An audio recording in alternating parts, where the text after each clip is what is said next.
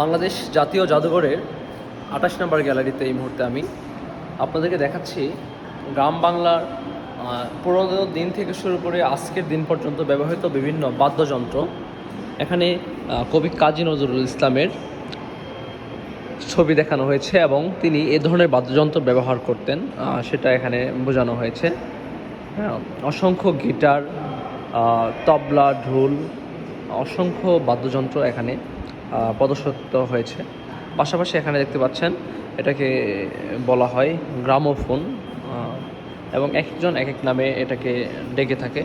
এটাতে গান রেকর্ড এবং গান শোনা হয়।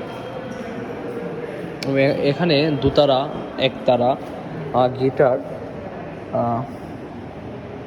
তিন তারা, রুবানা, নানান ধরনের নামে ডাকা হয়, নানান ধরনের বাদ্যযন্ত্র এখানে প্রদর্শিত হয়েছে।